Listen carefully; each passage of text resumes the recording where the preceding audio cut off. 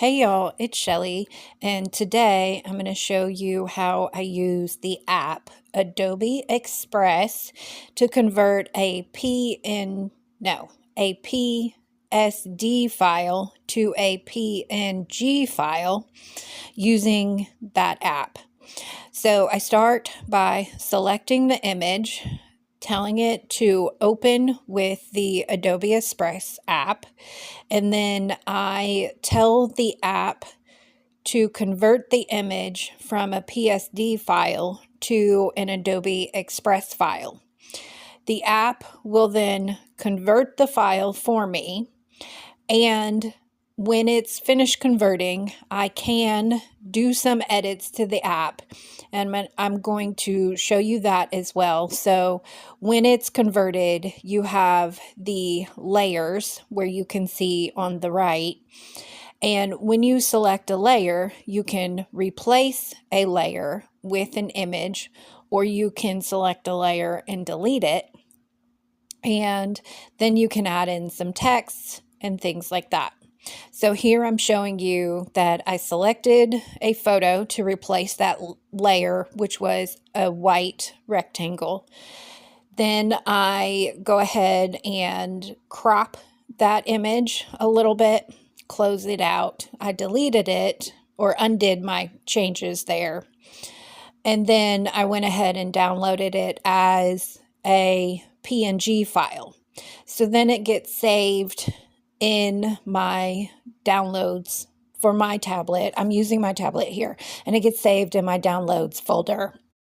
Then I can go over to Canva and I can upload it.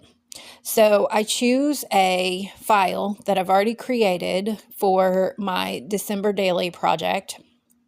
And I've already got a project folder and some images in there. I am using the Paislee Press. December is my fave, number 13 this year, along with the mini kit that Paislee Press, that Liz Tamanaha designed for Allie Edwards.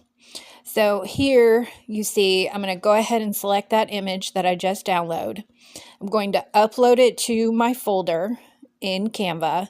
Then I select it and add it to a blank sheet. And I'm going to resize it to, these sheets are, I think they're 10 by 8 is the, or 8.5 by 11. They're US letter size, I believe, because that's the size of paper I use to print these out. So I resize it to 8 by 10 because that's the size of the actual digital kit. And then I center it on the page. I go ahead and I select an image from that I've already uploaded. And then I resize it to the size of that white rectangle that was on there. I just align it to one corner and then size it slower and then crop it. Not slower, lower, smaller. Then I crop it. I select an element, which is a text box. And then it just, for whatever reason, Canva just picks random colors that I've used recently from other projects. And I covered up the portion of the PNG file where it says your text here. I knew I could do this when I was in the Adobe Express app. So I didn't delete that before I downloaded it as a JPEG, but you totally could if you wanted to. So I changed the color of the font here to match the green that's in this photo. And I do that by selecting the text in there. And then I'm just typing random letters here. So, and then I go to the A with the colors at the top of the screen, and I select the photo. And then I select the color of green, and I didn't do that correctly the first time, so I have to do it twice because you have to have the text selected if you're already doing that, or you have to have the text box selected.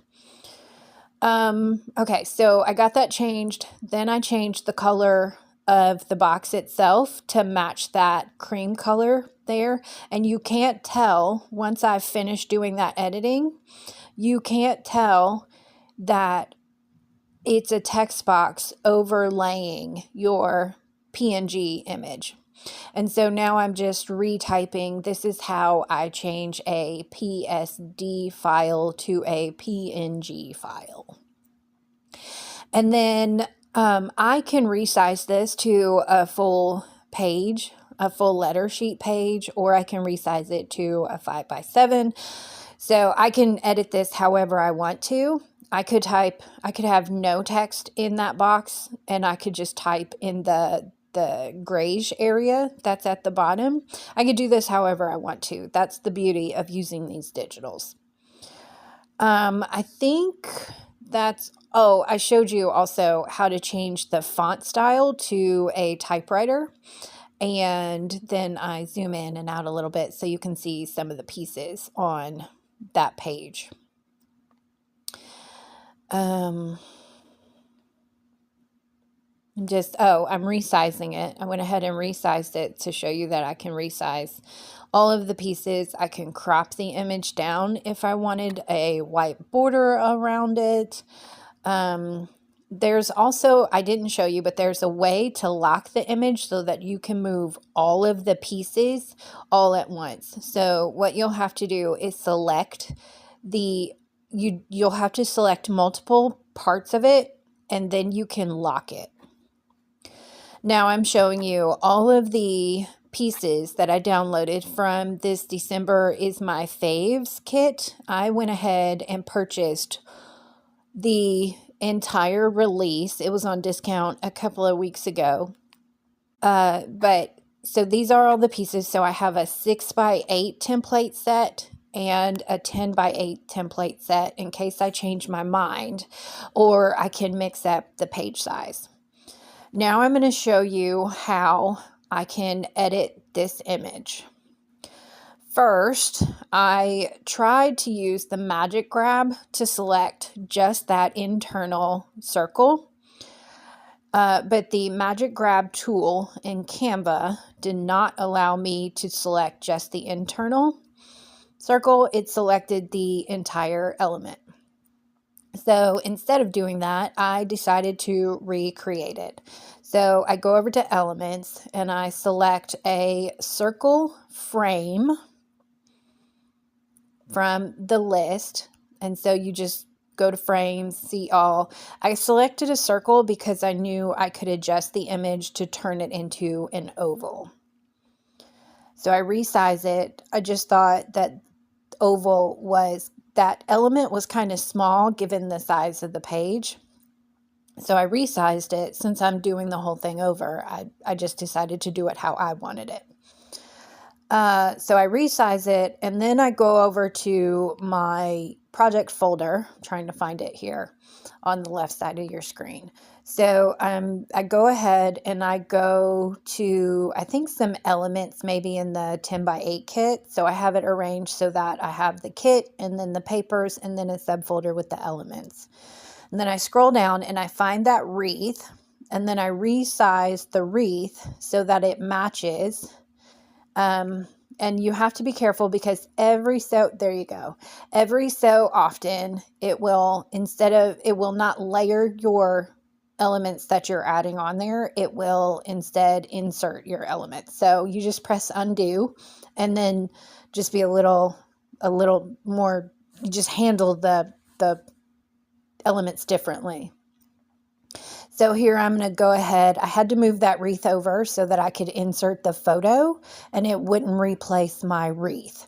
So I got the photo inserted. Then I move over the wreath again and I make sure that it got layered. And then I adjust the size a little bit, and I'm going to show you that. So, I wanted to go back and see what the original template looked like. So I pop that on there. And that one's the 6x8 one. So I'm looking to compare them, and I need to resize that wreath a little bit more. And so I go ahead and do that so that it'll fit right around that oval the way I want it to without that white space. There we go. I just size it smaller and then adjust where it lays on top of that photo element. Now I'm just going over and I'm grabbing a text box and I'm going to put it at the bottom and then resize that text. So I can change it to just journaling size at a 10-point font, or I can make it a title if I want to, and it can be whatever size. And so I'm just adjusting the size of this so that you can see that it's the same. Basically, I've recreated that image how I want it, a larger size that fills up a 10 by 8 page. And there's the 10 by 8 template. So I can fill it to fit the page and then see how much smaller that wreath is there. So I'm using my tablet while I'm doing this, and I did a screen record on it. That's why it's a little wonky. So you can see I'm just showing you the two items there. So thank you all for hanging out with me today. I very much enjoyed hanging out with you, and I hope you got some good ideas from this short video. Bye.